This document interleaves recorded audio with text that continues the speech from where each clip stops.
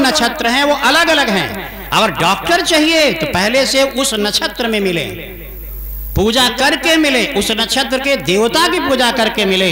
ये शास्त्र मेरा गारंटी देता है कि जो चाहिए उस अनुरूप नक्षत्र में मिलिए, पूजन करके वैसा ही बेटा होगा दुनिया में, कुंडली बनी बनाई आएगी। ये सब कहां चला गया संस्कार? कथाएं हम इतनी सुनते हैं, कुछ तो उतरना चाहिए। इसलिए मैं कहता हूं कथा सुनिए, सुनने के लिए नहीं, समझने के लिए। और कथा समझिए, समझने के लिए नहीं, जीवन में उतारने के लिए। केवल सुनना अच्छी बात नहीं है और केवल समझना भी अच्छी बात नहीं है। इन दोनों के ऊपर है जिंदगी में उतारना। अब कितना उतरे ये प्रभु के ऊपर निर्भर करेगा, कोशिश तो करें।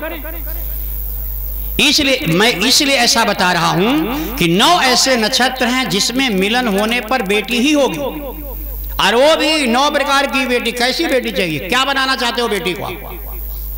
राजनीतिक, सैनिक, डॉक्टर, इंजीनियर, न्यायाधीश, नक्षत्र लिखो। हाँ, 9 ऐसे नक्षत्र जिसमें कुछ नहीं होगा। अब तीनों में देख लो आप ना, केवल आनंद के लिए मिलते हो तो वो वाले 9 नक्षत्र ढूंढो। बेटा ही चाहिए तो उसको करो।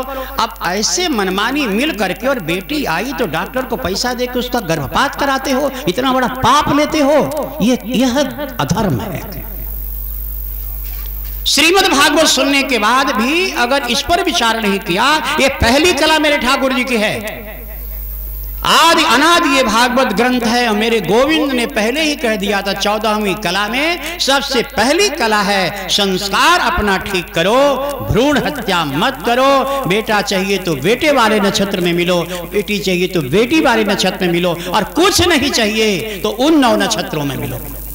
इतनी सुंदर टेक्नोलॉजी है। फिर भी व्यक्ति हत्या का पाप ले लेता है। पहला संस्कार गर्भाधान, कब आएगा बच्चा। दूसरा संस्कार क्या है? चलो कोई बात नहीं है, पहला संस्कार में अगर थोड़े से भटक गए तो दूसरा संस्कार का नाम है पुंसवन।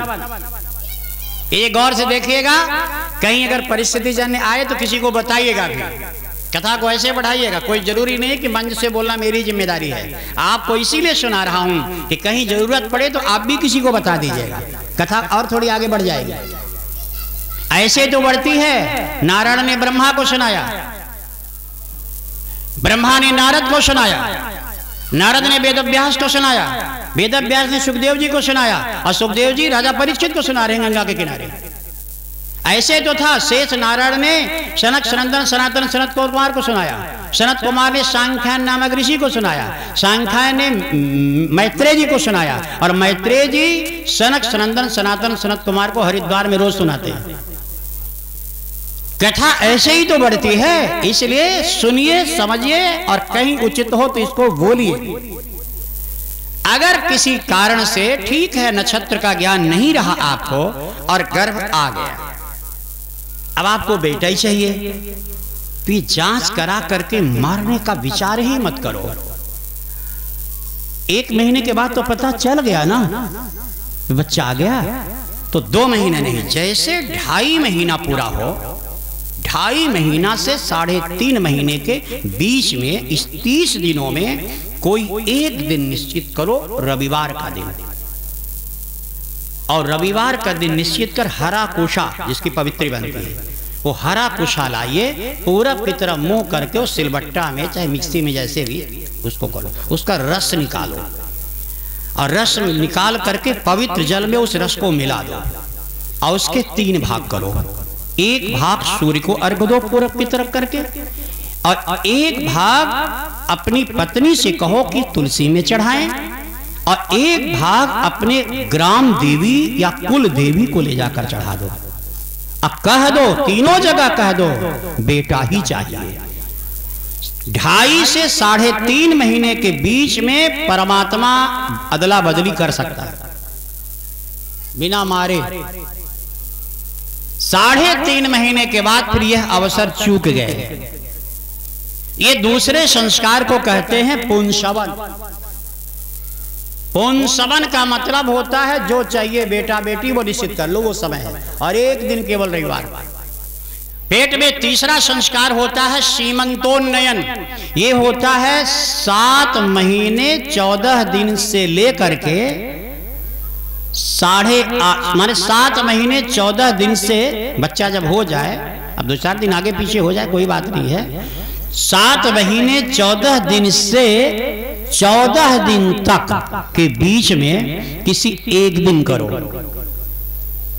गर्भवती वो महिला स्नान करके बालों को बिखेर करके पूरब की तरफ मुंह करके बैठ जाए ऊंचे आसन पे, और पति पश्चिम की तरफ मुंह करके कंघी लेकर खड़ा हो जाए और पत्नी के बाल को ऊपर की तरफ करे। इसको कहते हैं सीमंतोन्नयन।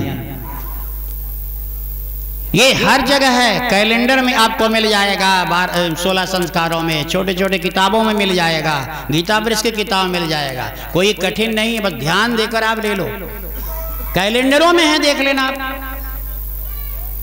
एक बार पति पश्चिम की तरफ मुंह करके पत्नी को पूरब की तरफ और बाल गीले और कंघी से बड़े प्रेम से ऊपर करे। तो जब ऊपर करोगे तो उस समय सूर्य भगवान ठहर करके कहेंगे, जाओ तुमने गर्भस्थ महिला के बालों को प्रेम से ऊपर की तरफ किया है, मैं आशीर्वाद देता हूं तेरा बच्चा जन्म लेगा तो ऊंचा, ऐसे ही ऊंचाई में जीवन बिताएगा, ऐसे ही ऊंचाई में जाएगा।